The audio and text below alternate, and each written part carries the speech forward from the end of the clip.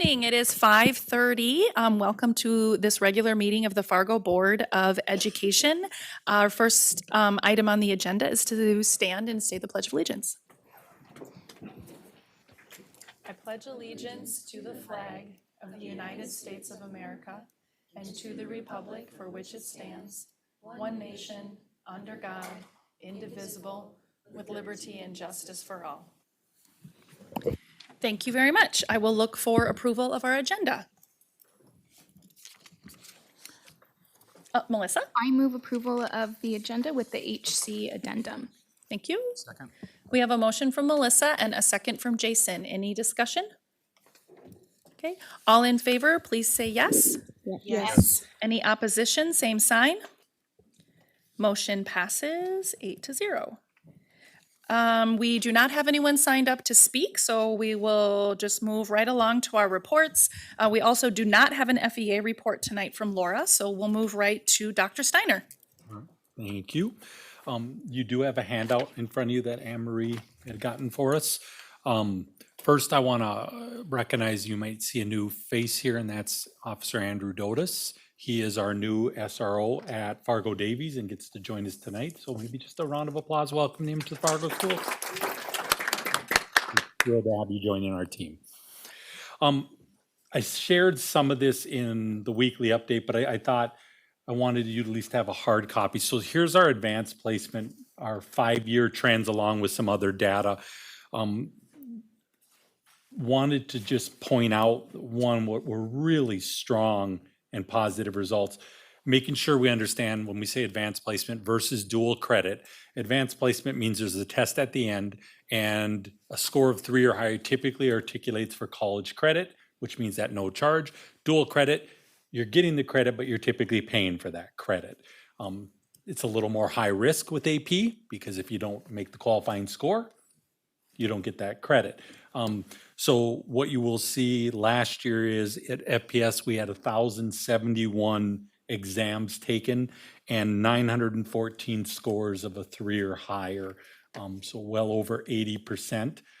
The other thing I included at the bottom of that is these are your AP teachers. And I thought this may be a wonderful thing, especially if you happen to be a liaison to one of those schools, to maybe send a message or a card to the principals saying great job or congratulations. But I thought one form or another, we should have a way to recognize those people that are leading our kids in a really rigorous manner. On the next page, I grabbed snapshots just from the 3 high schools. And you'll see the data is pretty close across. So if you look at Davies, 80% of their kids are getting that score of a 3 or higher. When you go to North, we're at 87% plus, and then at South, we're a little over 83%. So I love to show that because I think sometimes people believe there's different results across the different schools, but this shows you it is very comparable. So I think when anybody says like, why would I choose this school over another? You're getting a high quality experience at all of our high schools with high quality educators. So I just wanted to point that out.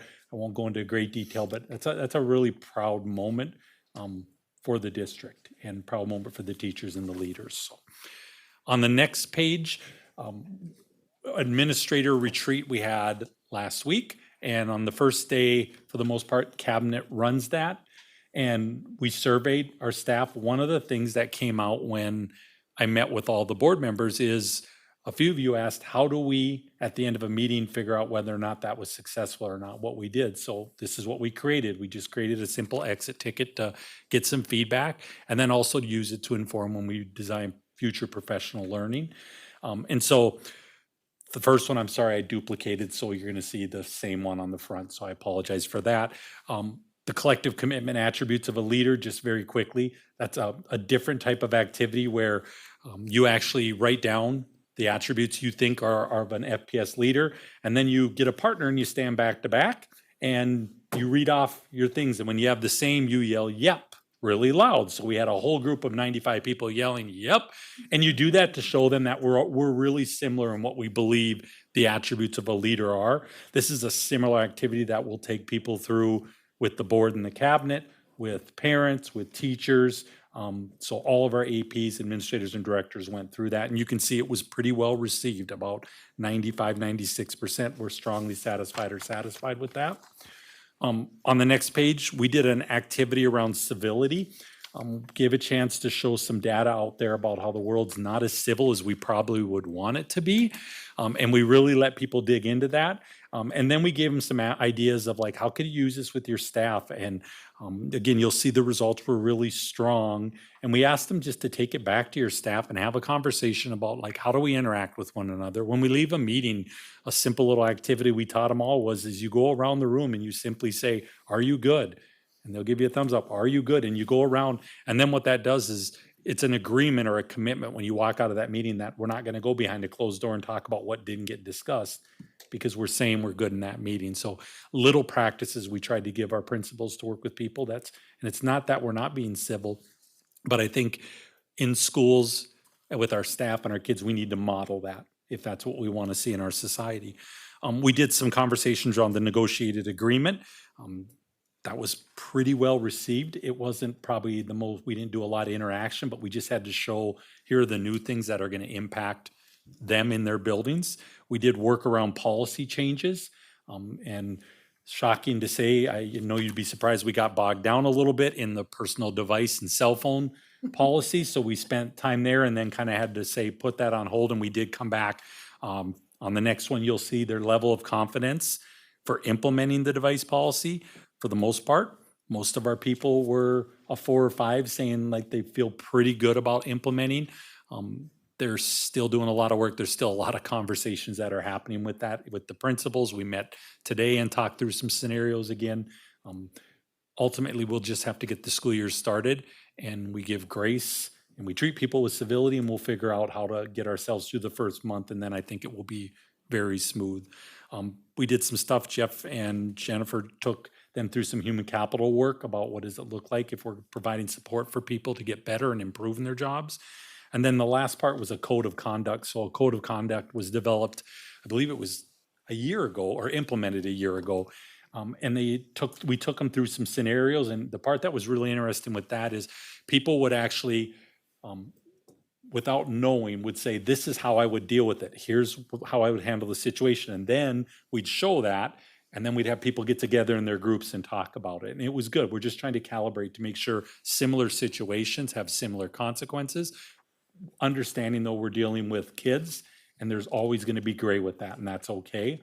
So that was, again, pretty well received. And I thought that's something you as a board needs to know. And then on the last page, you'll see one, Jason Cressup from Lewis and Clark brought up a good point. And he just said, is everything we're doing today going to impact kids and learning? I thought, that's a better frame of reference. And so we asked that question of like all these things we did, what % of it said it's going to act a positive way? And I think tomorrow at Cabinet, we're going to go through these results a little deeper. And we had some open-ended questions to help design kind of our next experiences for staff. I have a clarification on EL1. I think in there it said that we'll be meeting with assistant principals every month. I just wanted people to understand that I'm joining Missy's meeting with her every month, and then Dr. Gross and I are going to lead meetings every other month with the secondary principals. So it will be an every month thing, but it won't necessarily be with every assistant principal each month. And then the last thing is something that Katie will touch on in a little bit. We're going to propose a visioning activity at 4 board meetings coming up very soon to add on a little time at the end, especially with lighter agendas. And in those meetings, really have conversations about what do we believe a good strategic and operational plan are, have conversations about what do you believe we should be about in Fargo Public Schools in terms of teaching and learning. What do you think a teacher should have? What attributes? What a leader should have?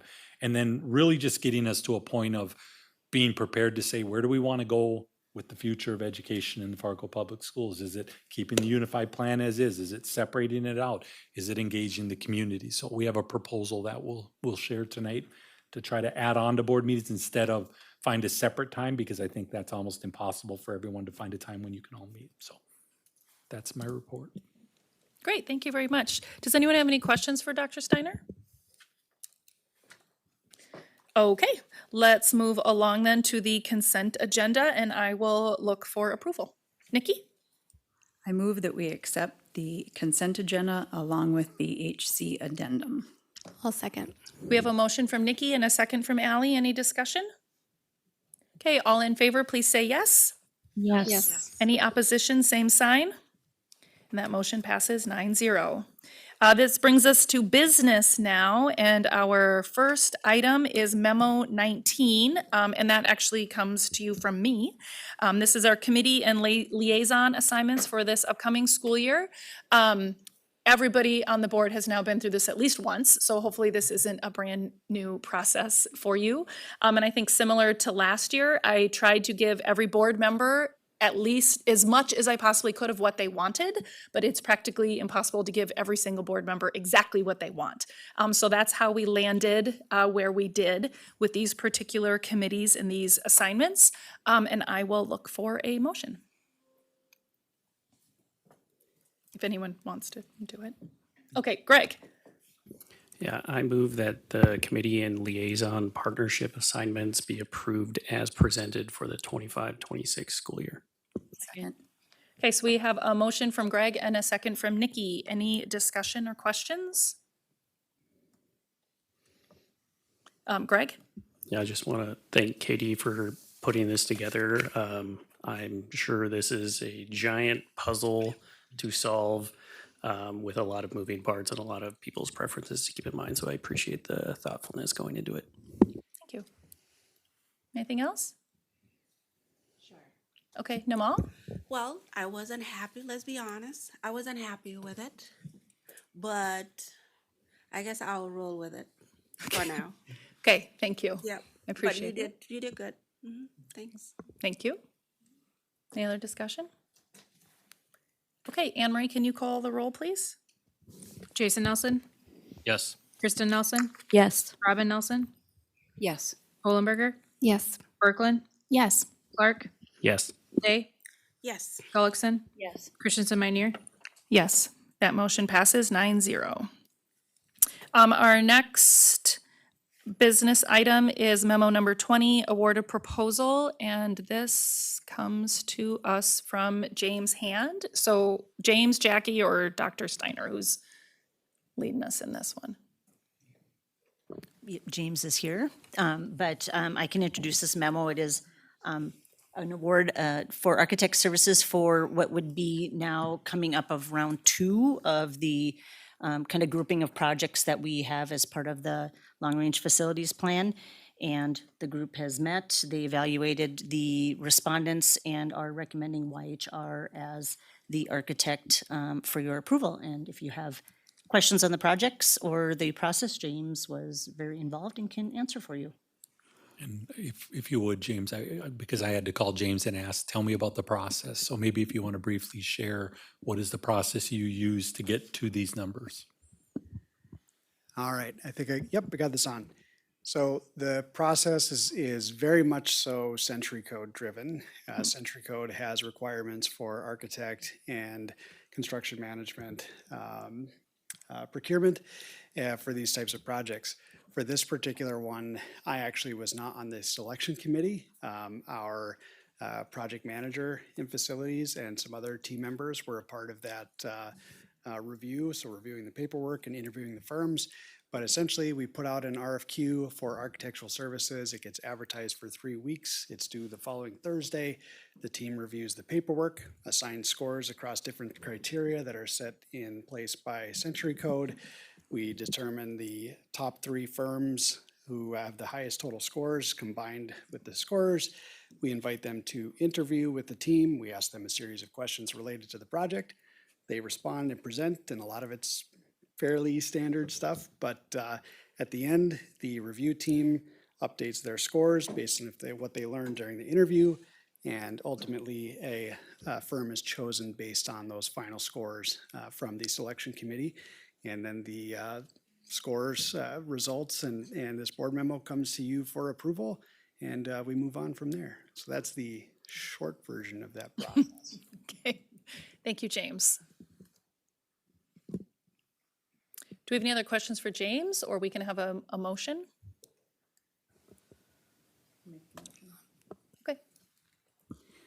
I move that we accept the proposal from YHR Partners for architect services of the multi-facilities projects and issue a contract accordingly. I'll second. Okay, we have a motion from Nikki and a second from Ally. Is there any further discussion or questions from the board? No? Okay, Anne Marie, can you call the roll, please? Kristen Nelson, Yes. Robin Nelson, Yes. Holenberger, Yes. Kirkland, Yes. Clark, Yes. Day, Yes. Gullickson, Yes. Jason Nelson, Yes. Christensen Meineer. Yes, and that motion passes 9-0. Our next, we will be moving on to memo number 21. And this is the resolution related to the issuance of general obligation building fund bonds. And again, this comes to us from Jackie Gapp, Tara Brandner, and Dr. Steiner. Who would like to introduce it to us? Okay, Jackie, it's your day. It is. Memo 21 is what starts the process for us to potentially issue bonds. It is called the initial resolution and requires board approval to do that and signatures as well. After approval, if it is approved, we will post a notice in the paper. There's a 60-day protest period for the bonds. At the end of that 60 days, it will become back for you as a board to final. If there's any protests, we will discuss that at that time. And then that would just start the rest of the process for us to issue bonds. That would be related to the reconstruction on the Horseman site. Okay, thank you. Are there any questions for Jackie? Robin? I'll start the conversation with a motion to approve the attached initial resolution, authorize and direct the business manager to publish the resolution in the official newspaper of the district, and authorize and direct the business manager to post the resolution on the website of the district during the 60-day protest period. Second. Okay, we have a motion from Robin and a second from Nikki. Is there any discussion or questions? Ally? So, like, we got an email as a board about the Horseman and a citizen that was upset about that. Would that be something that they would submit via like a protest that they don't want us to go forward with this? Is that kind of what this period is for? That's a good question. What does a protest look like? To be honest, we have not had one in Okay. the past, so we would address it at that time. So this would be a protest for us to issue bonds. So it really wouldn't be protesting that we're doing a project. Would be protesting to say that they do not want bonds issued. And I believe, don't quote me, there has to be a majority, there's a percentage of protests that would need to be filed in order for it to be valid. Okay. All right, thank you. Thank you. That helps. Other discussion or questions? Okay, Anne Marie, let's call the roll. Robin Nelson, Yes. Holenberger, Yes. Kirkland, Yes. Clark, Yes. Day, Yes. Gullickson, Yes. Jason Nelson, Yes. Kristen Nelson, Yes. Christensen Meineer. Yes, and that motion also passes 9-0. Next, we're up to memo number 22, and this comes to us from Tara Brandner and James Hand. Tara's name is on there first, so I'm going to pick on her. You have in front of you memo number 22. In memo 22, what we're really looking for is the city of Fargo is requesting a permanent easement over a small portion of land located on the Longfellow Elementary site. If you're familiar with Longfellow Elementary, it's that intersection of 29th Avenue and Elm Street where those two roads intersect. It's somewhat crooked, so to speak. What the city's really looking at doing is they're looking at increasing or changing around that intersection, and correct me if I'm wrong, is making it more congruent. And then in that, they're requesting an easement to modify the bike path so that that is straight as well. If you look down at the memo, attached to it is an exhibit. An exhibit A, specifically the portion of land that would be giving up or providing the city an easement over, is the dashed portion. It's an incredibly small amount of property. In my opinion, and in my consultation with James, there is no fiscal impact on the district. And so we think that it's something that's worthy of supporting. Robin. Yeah, I'd like to make a motion to authorize the execution of the permanent easement with the city of Fargo, and then when it sounds Flora, I'll have a comment. Okay. Second. Okay, so we have a motion from Robin and a second from Namal. Sorry, discussion, go ahead. I lived on one of those corners, and this is a long time coming, and it just makes practical sense. So I will be supporting this motion. Any other questions or comments? Greg? Two things. One, this did come through planning, so it's already had quite a few board members' eyes on it, and we were all pretty supportive of this. I guess my only question is why we would retain ownership and grant a permanent easement and not just like, I'm not sure what the difference between a permanent easement is and ownership. It just seems kind of weird to me. That's a fair question. So what the city is asking for is simply just an easement, which is the right to use the land. We will still own it. They will just have the right to use and go over it. Generally, when you're doing something like a bike path or a sidewalk, there's an easement for that where you're giving them the right to access. Same with electrical, but you're not giving up the right to own the land. So we will still own it. We're just providing them the right to access and maintain the bike path. That's a great question. Robin? I've learned the hard way about easements, and this is a permanent easement that follows the land, not the owner. Big difference. So if FPS were to sell that land, it would stay with the land, not the owner. Spent about 53 grand to figure that out in a court case personally, so thank you. Okay. Any other discussion? Okay, Anne Marie, you want to call the roll for us? Wollenberger, Yes. Berglund, Yes. Clark, Yes. Day, Yes. Gullickson, Yes. Jason Nelson, Yes. Kristen Nelson, Yes. Robin Nelson, Yes. Christensen Meinier. Yes, and that motion passes 9-0. And I am guessing that we are going to be going into executive session for item E under business. Is that correct? Yeah, I can give you a summary. Oh, okay. Before we go in. Cool. Basically, in order to sum things up, we had on the agenda last week the potential purchase agreement with property located at 1404 7th Street South. James and I have been working with Rick Flaxbarth to go back and forth with the seller of the property and propose potential offers and counter offers. We have a counter offer from the seller right now that the board needs to consider, and what Rick and I would like to bring to you is that counter offer and seek some additional guidance as to where you would like to go. So we would look for you to go into executive session. Okay, so we're going to need a motion for that. Okay, so we have a motion from Nikki. Do we need to say the words, don't we? Can you read it? Sure, of course. I move that we move into executive session as the board anticipates this topic or a portion of this topic will be held in executive session. Whoa, that's changed. Okay. I move that we go into executive session for the purposes of negotiation strategy pursuant to North Dakota Century Code 44-04-19.1 parentheses 9. I need a second. Second. Go ahead. Nope. Second. Okay, we have a motion from Nikki and a second from Kristen. Any discussion? Okay, Anne Marie, can you call the roll?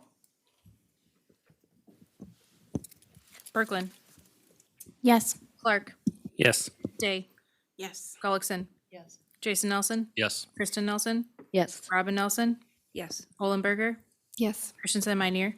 Yes, that motion passes 9-0, and so we will be going into executive session. So a few people have to leave the room.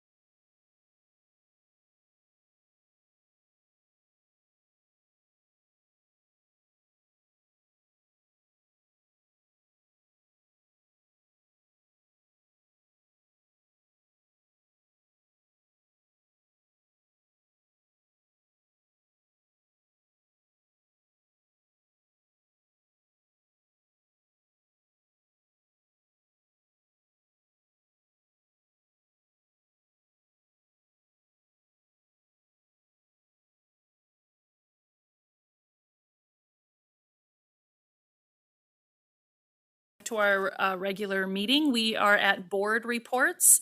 And so tonight I'm going to start with Greg. Keeping me on my toes. All right.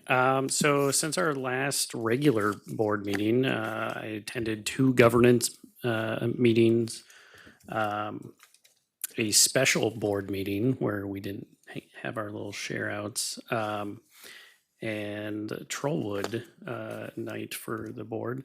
And that's it. Planning will start meeting back up now that we arranged who's on what committee. That's all I got. Thank you. We can go to Robin now. Oh, you are mixing it up.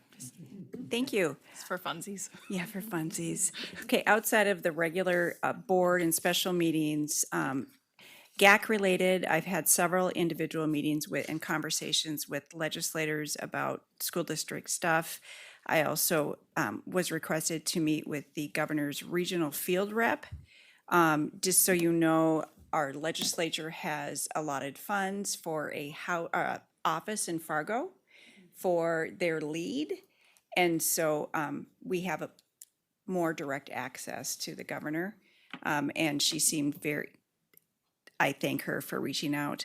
A chamber event, the U.S. Chamber of Commerce presented to the Chamber Public Policy Committee. Only 2 highlights. They highlighted the importance of education, not only K-12, but also post-secondary, and how important lifelong learning is and career and tech ed. And that drives people to attract a workforce, to have a strong education system. Go figure. And then the other one was childcare as well, because if you don't have childcare, it's hard to attract workforce. This morning, I was at another chamber event, this is a Pulse event, and Katie was there as well, as was Corey, and Dr. Steiner was on the panel for the Career Innovation Center. And I told Anne Marie he made us proud.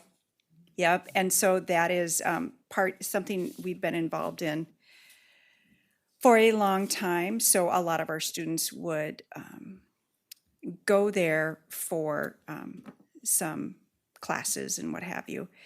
Let's see here. NDSBA, COSBA, that I attended, I think, along with Tara, the 2025 key Supreme Court rulings.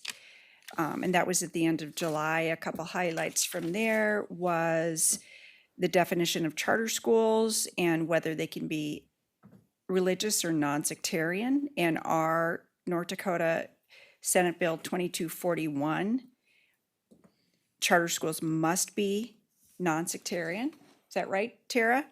And the other one was U.S. versus Skermetti. I'm going to say this wrong. It had to do about transgender rights. Bostock still prevails in that case law ruling, right? Tara's nodding, I'm saying this right. Okay, this morning, there was my liaison is through SEEK. We had a quarterly board retreat that took about 4 hours this morning. I did hand out some highlights to you about some handouts that were provided at that meeting. The top one is what our Southeast Education Cooperative, which is a regional education association, does with Fargo in particular. They provide a lot of services for us, such as training, PD, Medicaid billing is a big deal. Am I right, Jackie? So, and they've got a lot of other programs there like 21st Century. Page 2, they also do a lot of childcare and birth to 5. One highlight, the middle of that page talks about, this is North Dakota's first partnership with LENA, and that is a national organization about early childhood education. I have to share a quick stat. This program studies interactions that birth through 5 have by using recorders. Kristen, you're nodding, to talk about oral skills. Quick stat, if a toddler has 40 hours of 40 interactions with an hour in a conversation, and that's recorded, that will predict their middle school IQ. Check that out, right? Isn't that a big deal? And so that talks again about children being exposed to interactions and conversation. The next page is really about their teaching and learning. They just provide so many services for our school districts, and I want to make sure that we continue to support them. They are here to support our educators. They're here to support the Medicaid billing. They do a lot for us. So that was part of the meetings that we had this morning. And then in closing, I think we've approved our committee assignments. So meeting planning forthcoming. We'll start by establishing our work plan. A list is already being compiled with administration. Corey is on board to work with our legislators in some key engagements, and that's something he mentioned in our initial meetings. That is all. Thank you. Thank you, Robin. Let's go over to Nikki. I'm hoping I got everything, but 2 governance meetings, the special meeting, CEA with the announcement of committees, we'll get that going again. Seems to me there was a lunch and learn, but I might be wrong. I got to look for that.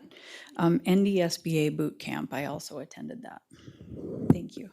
Thanks, Nikki. Namal.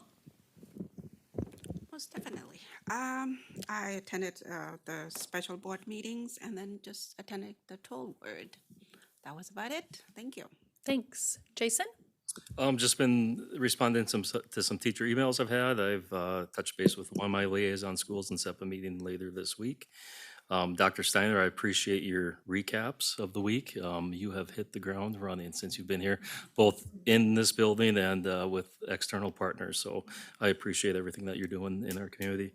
And then also, I've got a lot of feedback from teachers and residents about moving forward with the new Northside Elementary School. So excited to keep moving that forward. Great. Thank you, Jason. Allie? All right. Well, first of all, I wanted to say welcome back to some of our teachers as they're heading back to their classrooms this week and doing kindergarten assessments and placements and getting their classrooms ready for our kids to come back. I feel like we were just ending the school year, so I don't know, that went way too fast. I had loved Trollwood this year. It goes into my top 5 of all Trollwood plays that I've seen, and I have not missed one yet. So it was utterly fantastic. A huge shout out to all of the work everything that goes into that.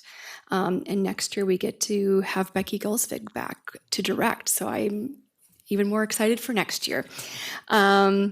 I had a great conversation with a resident about our plans around Horseman.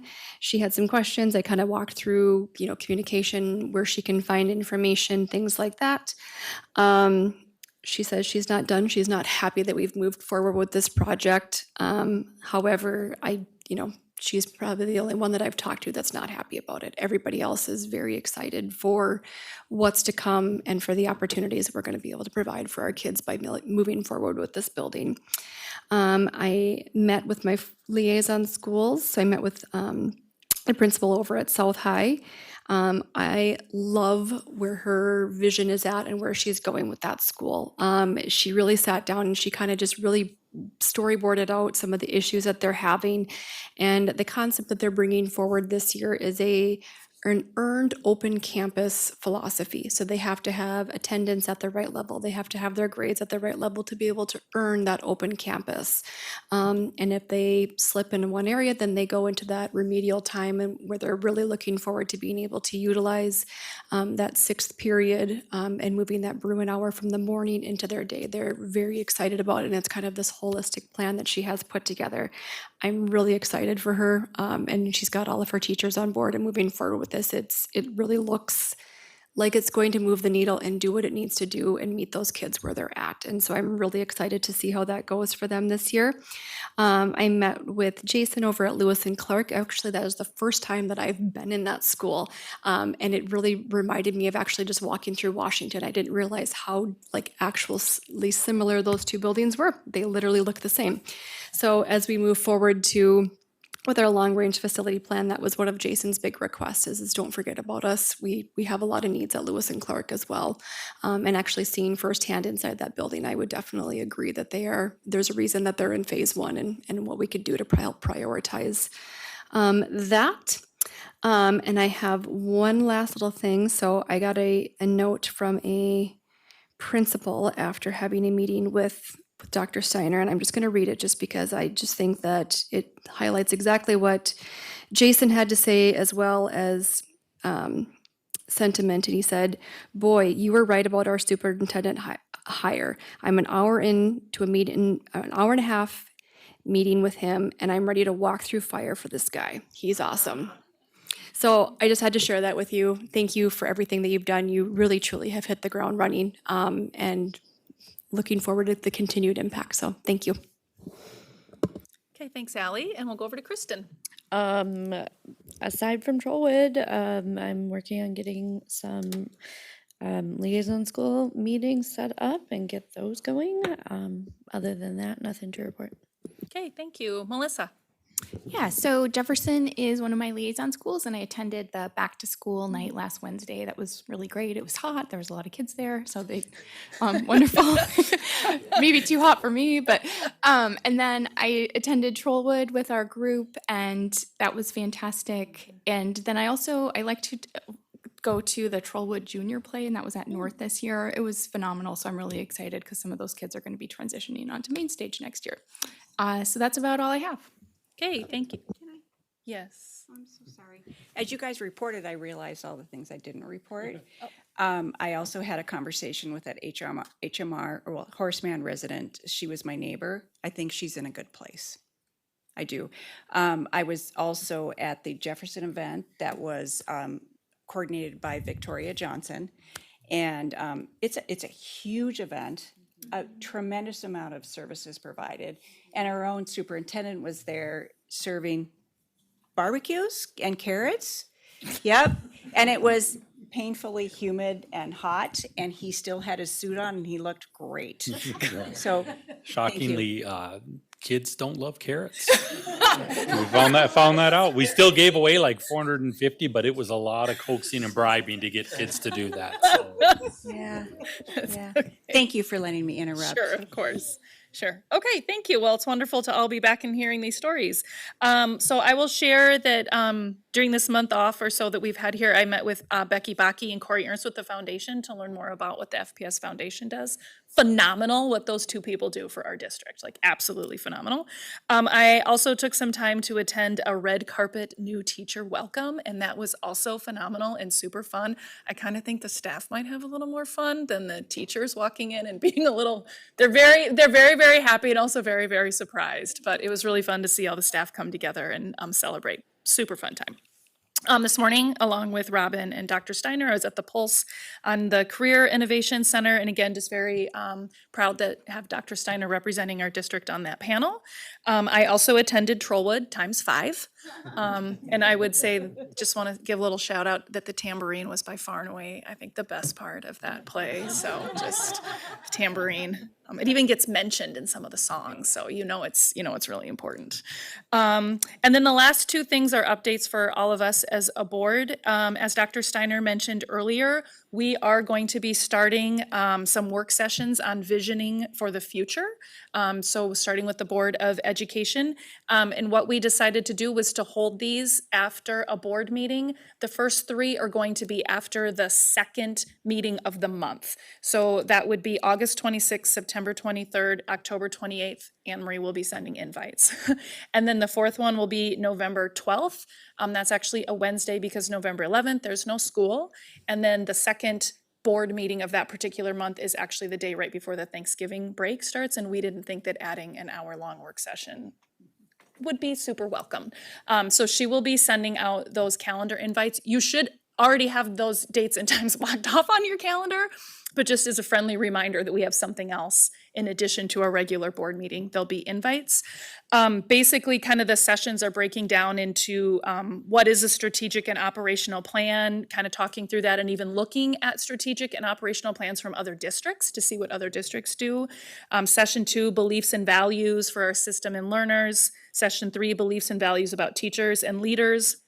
And then session 4 is going to kind of catch anything because we're assuming we're not going to get through everything in those first three sessions. These will be designed to be very, very interactive. So I'm very much looking forward to going through this process with all of you and with Dr. Steiner leading us through there. The other thing I did want to mention is you'd also got an email from Anne Marie regarding the NDSBA conference that's coming up. So please make sure that you communicate with her about your attendance at that. And I think that's the last thing that I had to share. Our next meeting is August 26th, and that will be our first Visioning for the Future session after that meeting. It is 6:38 p.m. and this meeting is adjourned.